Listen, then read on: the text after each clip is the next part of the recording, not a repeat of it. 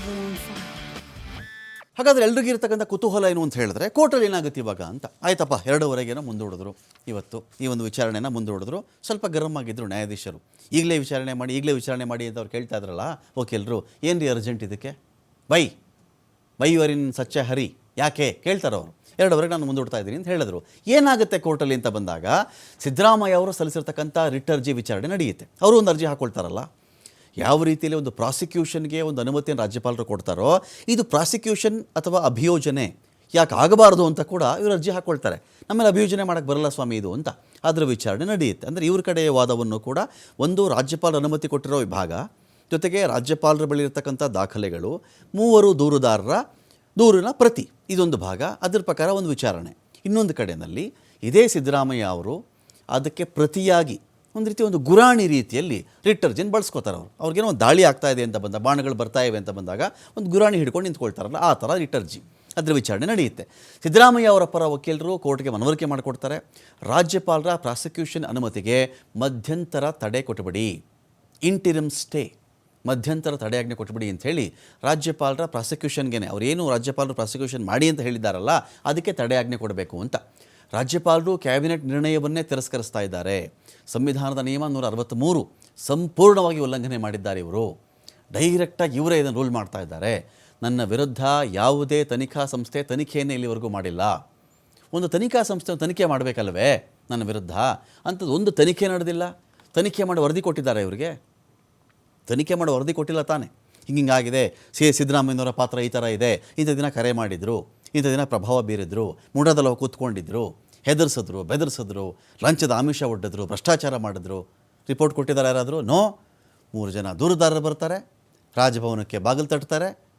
ಒಂದೇ ಕಂಪ್ಲೇಂಟ್, ಹೆಚ್ಚು ಕಡಿಮೆ ಆಗೋದು ಅದೇ ತಾನೇ. ಮುಡ ಅಂದರೆ ಒಂದೇ ತಾನೇ. 3 ಪ್ರತಿಗಳು, 3 ಬಳಿ 3 ಪ್ರತಿ ಇಟ್ಕೊಂಡು 5 ಜನ ಬೇಕಾದ್ರೂ ಕೊಡ್ಬೋದು ಅದನ್ನು. ಅದೇ ಪ್ರತಿನೇ ನಾನು ಕೊಟ್ಟೆ ಕೊಡಬಹುದು. ತಂದು ಕೊಟ್ಟರು. ಅಲ್ಲಿ ಕೊಟ್ಟ ತಕ್ಷಣ ಮಾಡಿ ತನಿಖೆ ಅಂದರೆ ಇವರು. ಇದು ಹೇಗೆ? ಇದು ತನಿಖೆ ವರದಿ ಇಲ್ಲ, ಪ್ರೈಮಾ ಫೇಸಿ ನಂದು ಇಲ್ಲೇನು ಪಾತ್ರ ಇಲ್ಲ, ಪ್ರೈಮಾ ಫೇಸಿ ಮೇಲ್ನೋಟಕ್ಕೆ. ತನಿಖೆ ವರದಿ ಕೊಟ್ಟಿದ್ದರೆ ಆಯಿತು, ವಿಚಾರಣೆ ನಡೀಲಿ ಅಂತ ಹೇಳಬೇಕಾಗಿತ್ತು. ತನಿಖೆಯೇ ನಡೆದಿಲ್ಲ. ಇಲ್ಲಿ ಖಾಸಗಿ ವ್ಯಕ್ತಿಗಳ ದೂರನ್ನೇ ಇವರು ಆಧಾರವಾಗಿ ಇಟ್ಕೊಂಡುಬಿಟ್ಟು ಈ ಥರ ಕೆಲಸ ಮಾಡಬಹುದಾ? ಸ್ವಜನ ಪಕ್ಷಪಾತ ಆರೋಪಕ್ಕೆ ಪೂರಕವಾದಂಥ ದಾಖಲೆ ಯಾವುದಿದೆ ಸ್ವಾಮಿ ಈ ದೂರಲ್ಲಿ? ಮೂಡಾದಲ್ಲಿ ನಿವೇಶನ ಹಂಚಿಕೆ ಆಯಿತು, ಮುಖ್ಯಮಂತ್ರಿಗಳ ಪತ್ನಿಗೆ ನಿವೇಶನ ಬಂದುಬಿಡ್ತು, ಅವ್ರ ಜಮೀನು ಹೋಗಿತ್ತು ಅಂತ ಹೇಳ್ತಿದ್ದಾರಲ್ಲ. ಇದೇ ಜಮೀನು ವಿಚಾರದಲ್ಲಿ ತಮ್ಮ ಪತ್ನಿಯ ಪರವಾಗಿ, ಕುಟುಂಬದ ಪರವಾಗಿ ಸಿದ್ದರಾಮಯ್ಯನವರು ಬಲವಾಗಿ ಒಂದು ಒತ್ತಾಯವನ್ನು ಮಾಡಿದರು, ಶಿಫಾರಸ್ ಮಾಡಿದರು, ಭ್ರಷ್ಟಾಚಾರ ಮಾಡಿದರು. ಇದೆಯಾ? ಒಂದು ನಯಾ ಪೈಸೆ ದಾಖಲೆ ಇದೆಯಾ ಇದಕ್ಕೆ? ಇಲ್ಲ. ಒಂದೇ ಒಂದು ಕಾಗದ ತುಂಡಿದೆಯಾ? ಒಂದು ಫೋನ್ ಕಾಲ್ ದಾಖಲೆ ಇದೆಯಾ? ಏನೂ ಇಲ್ಲ. ಮುಡಾಗೆ ಜಮೀನು ನೀಡುವಂತೆ ನಾನು ಯಾವುದೇ ಆದೇಶ ಪತ್ರಕ್ಕೆ ಸಹಿನೇ ಹಾಕಿಲ್ಲ. ಮುಖ್ಯಮಂತ್ರಿಗಳ ವಾದ ಇದು, ಸಿದ್ದರಾಮಯ್ಯನವರ ವಾದ.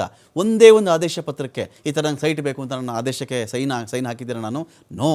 ಶಿಫಾರಸ್ ಪತ್ರಕ್ಕೂ ಇಲ್ಲ, ಆದೇಶ ಪತ್ರಕ್ಕೂ ಇಲ್ಲ. ಸೈಟ್ ಕೊಡಿ ಅನ್ನೋ ಆದೇಶ ಪತ್ರಕ್ಕೂ ನಾನು ಸೈನ್ ಮಾಡಿಲ್ಲ. ರೆಕಮೆಂಡ್ ಆಗಿರ್ತಕ್ಕಂಥ ಪತ್ರಕ್ಕೂ ನಾನು ಸೈನ್ ಮಾಡಿಲ್ಲ, ಅಥವಾ ಸಿದ್ದರಾಮಯ್ಯನವರು ಸೈನ್ ಮಾಡಿಲ್ಲ. ರಾಜ್ಯಪಾಲರು ದೂರು ಪಡೆದಂಥ 2 ಗಂಟೆಯಲ್ಲಿ ನೋಟಿಸ್ ಕೊಟ್ಟುಬಿಡ್ತಾರೆ ಅಂತ ಹೇಳಿದ್ರೆ 120 ದಿನಗಳ ಕಾಲ ಸಮಯಾವಕಾಶ ಇರುತ್ತೆ ಸ್ವಾಮಿ. ಬರೀ 2 ಅವರಲ್ಲಿ ನೋಟಿಸ್ ಕೊಟ್ಟುಬಿಟ್ರು ಅಂತ ಹೇಳಿದ್ರೆ ಏನಿದು ಕಥೆ? ರಾಜ್ಯಪಾಲರು ರಾಜಕೀಯ ಪ್ರೇರಿತವಾಗಿ ಈ ಅಭಿಯೋಜನೆಗೆ ಅಥವಾ ಪ್ರಾಸಿಕ್ಯೂಷನ್ಗೆ ಅನುಮತಿ ಕೊಟ್ಟುಬಿಟ್ಟಿದ್ದಾರೆ. ಭ್ರಷ್ಟಾಚಾರ ನಿಯಂತ್ರಣ ಕಾಯ್ದೆ ಅಡಿಯಲ್ಲಿ ಈ ಪ್ರಕರಣ ಯಾವುದೇ ಕಾರಣಕ್ಕೂ ಬರೋದೇ ಇಲ್ಲ ಸ್ವಾಮಿ. ಎಲ್ಲಿದೆ ಭ್ರಷ್ಟಾಚಾರ? ಯಾವ ಒಂದು ನಗದನ್ನು ವಶಪಡಿಸ್ಕೊಂಡಿದ್ದಾರಲ್ಲಿ?